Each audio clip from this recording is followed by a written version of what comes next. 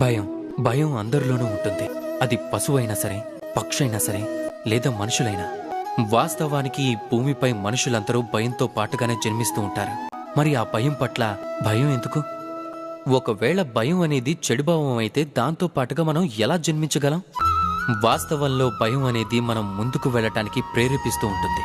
మీరే చూడండి, ప్రాణం పోతుందనే భయం మిమ్మల్ని మీరు సురక్షితంగా ఉంచే ప్రయత్నాలు చేయిస్తుంది. అవమానం అనే భయం సదాచారాల వైపుగా మళ్లిస్తుంది.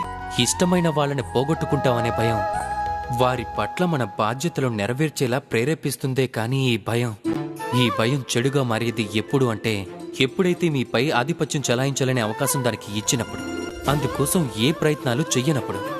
ఒకవేళ మీరు ఈ భయాన్ని ఉపయోగించుకోవాలి అంటే స్వయంగా ఈ భయంపై మీరే ఆధిపత్యం చెలాయించాల్సి ఉంటుంది. కనుక భయం యొక్క హద్దులని చెరిపేయండి.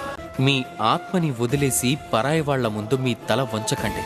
బాగా గుర్తుంచుకోండి, అంధకారాన్ని చూసి భయపడటం మానేయండి. అప్పుడే మీరు దివ్వెలాగా మారి వెలుగుని పంచగలరు.